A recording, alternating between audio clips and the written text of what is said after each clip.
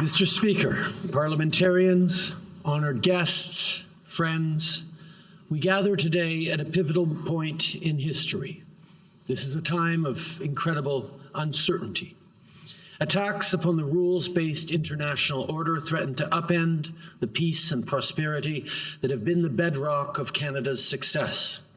This is a challenge on a generational scale, a challenge that history will judge us on, a challenge we must confront with lion-hearted courage, and the world can find no better inspiration than our friend here with us in our house today, President Volodymyr Zelenskyy, and his wife, the First Lady of Ukraine, Olena Zelenska.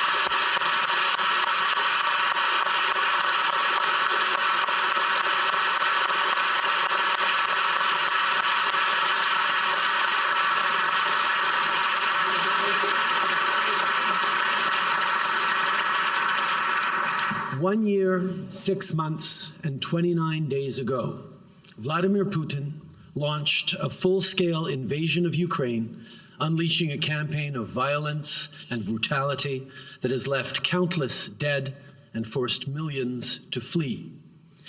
But for 1 year, 6 months, and 29 days, the people of Ukraine have defended their homes, their language, and their freedom to choose their own future. They have fought back with a courage that has inspired the world, and they have been led by President Zelenskyy, a great champion of democracy.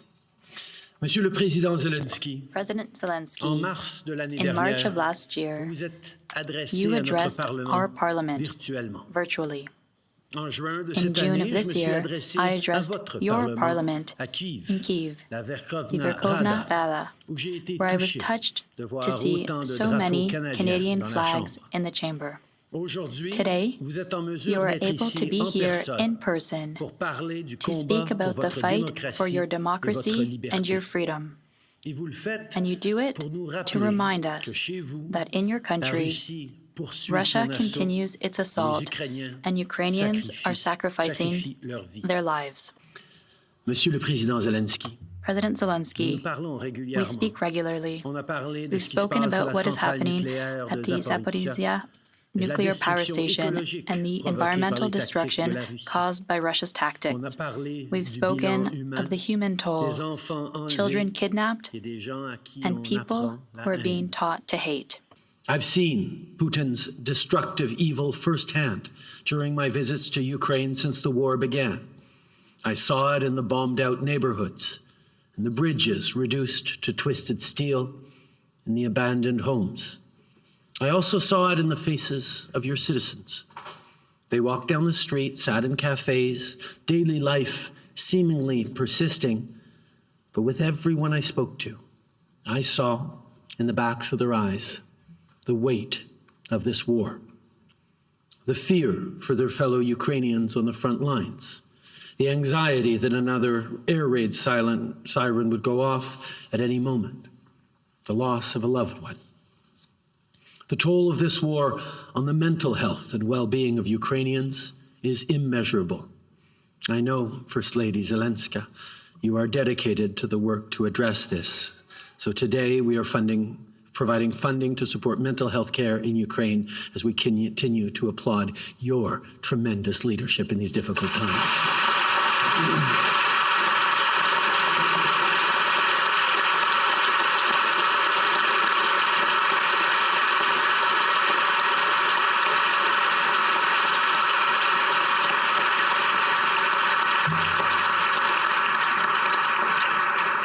When rules-based orders crumble, so much is lost. One example of how this breakdown manifests is the horrifying, preventable hardship as Russia blocks grain exports, worsening hunger and starvation among the world's most vulnerable people. President Zelenskyy, you and the Ukrainian people are holding the rules-based order in the balance. You are on the front lines, not just of the fight for Ukraine, but in the fight for the kind of future we are all going to be living in. Rules matter.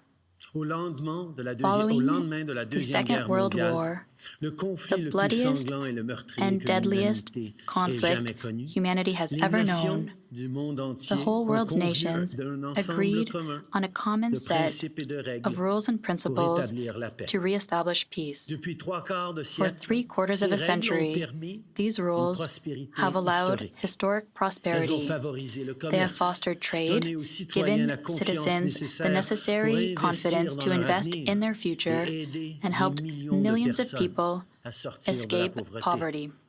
There isn't a single place that hasn't known prosperity thanks to peace. But what Putin has done is a break with civilization. It is a violation of our common humanity. It is an attempt to disassemble the rules-based order that protects our freedom. It is a move to weaken democracy and assert autocracy. Putin governs with deception, violence, and repression.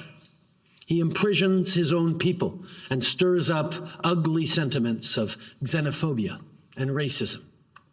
But his imperial delusions in Ukraine have been met with a fierce defense, a defense that is not just strong because of the support from friends around the world, but because those who fight for their freedom will always fight with their whole hearts.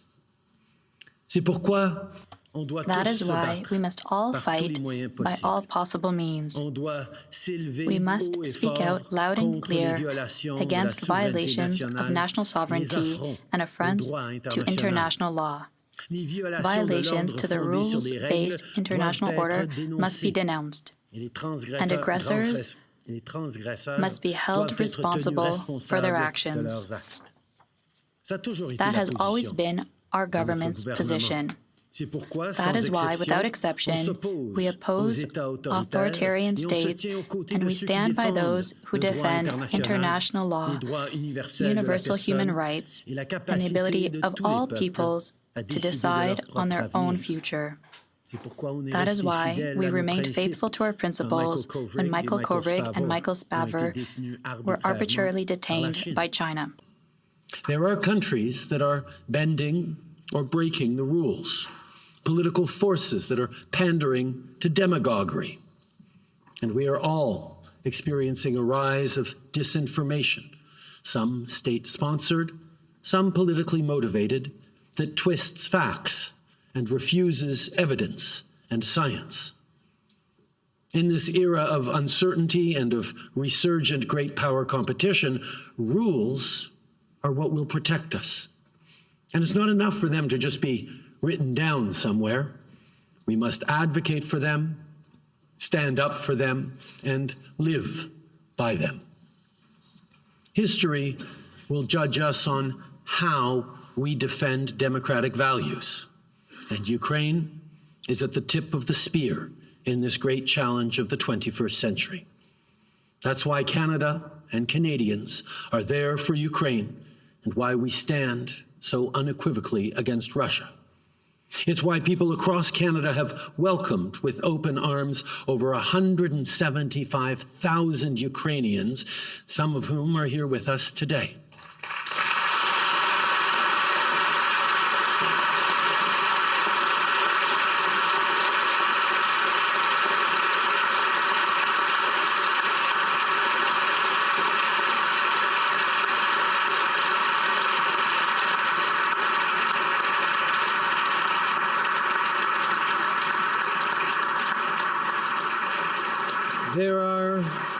There are those here who've come from Bucha and Kharkiv.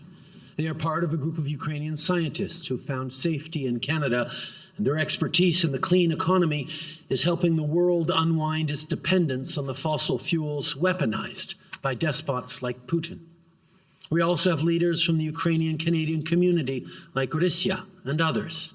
They come from the Canadian prairies, where so many Ukrainian immigrants have settled for over a century, and they have led the charge in helping their communities welcome refugees fleeing Putin's bombs, everything from collecting clothing donations to helping them find homes.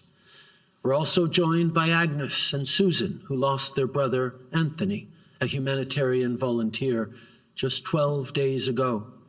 He was killed in a Russian strike while trying to help civilians in Donetsk Oblast, innocent people who are being brutalized by the Kremlin's unprovoked aggression. Today, our gallery is filled with Ukrainians who've come to show their support and gratitude for you, Volodymyr, but I think we all need to take a moment to thank them for their bravery, their generosity, and their solidarity with the values of democracy.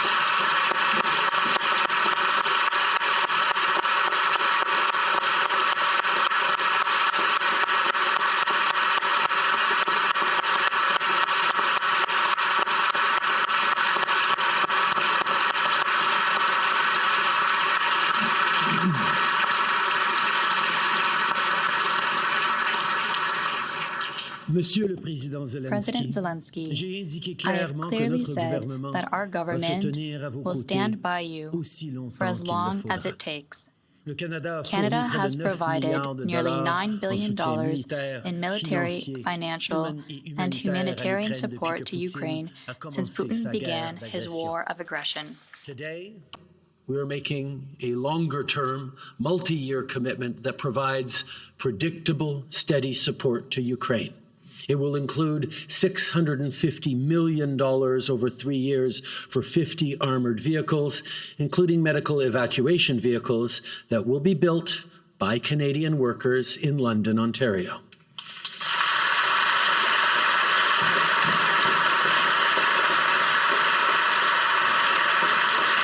We'll also send F-16 trainers for pilots and for maintenance so Ukrainians are able to maximize their use of donated fighter jets.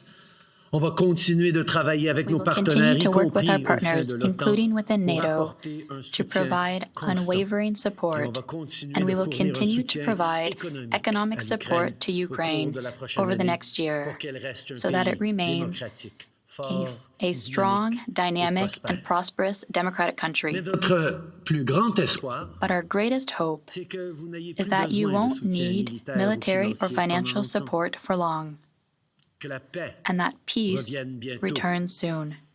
But it cannot be a false peace based on a compromise imposed by the aggressor. For a lasting peace, we must oppose Putin and reject his attempts to bring us back to a time when might made right. A lasting peace must clearly establish that borders must be respected, regardless of the size of the neighboring army. This peace must restore the right of Ukrainians to determine their own future. Canada stands with the principles of Ukraine's peace formula. We believe that peace must respect the UN Charter, be based in international law, and preserve Ukraine's territorial integrity. This is the peace we must fight for, and that is what Ukraine has done for 1 year, 6 months, and 29 days. Putin thought he'd make quick work of marching on Kyiv. Putin thought President Zelenskyy would cave in the face of personal peril. But, sir, you have not. You have galvanized the world. You have made the bonds between democratic allies and friends stronger than ever. Volodymyr, Olena, to see you here today in this chamber, to see so many proud and courageous Ukrainians here today, after everything you have all endured, is a testament to the commitment of your country and the strength of your fight. Monsieur le Président Zelenskyy, vous avez montré au reste du monde en quoi consiste un véritable leadership, même dans les moments les plus difficiles. Vous vous battez avec un sentiment d'espoir et vous êtes dévoué à la sécurité et au progrès de votre population. In times like this, the world needs leaders who understand that true strength is not about wielding power, but about empowering others. True strength is not about crushing your opponent with brute force and lies. It's about respecting the humanity and the dignity of everyone. It's about governing from a basis of truth and compassion. In times of crisis, holding fast to positive values like this can be a lot harder than resorting to fear and resentment, but it is well worth it. When the history books are written, we know what they will say of you. That you were among those who stood up for their principles, no matter how hard. Among those who stood up to bullies. Among those who protected the less fortunate. Among those who unified people in the face of fear. Among those who defended the rules and upheld the law. Among those who put justice, hope, and freedom above all else. We know that democracy is one of the greatest expressions of freedom. It gives us the right to have a voice, to choose our own future, to be protected by a system with justice and accountability. But democracy does not happen by accident, and it will not continue without effort. We must defend it and strengthen it with all that we have. Volodymyr, my friend, you have a unique understanding of this. You stare down Putin every single day, and we will be with you and all heroes of this courageous fight for as long as it takes. Slava Ukraini!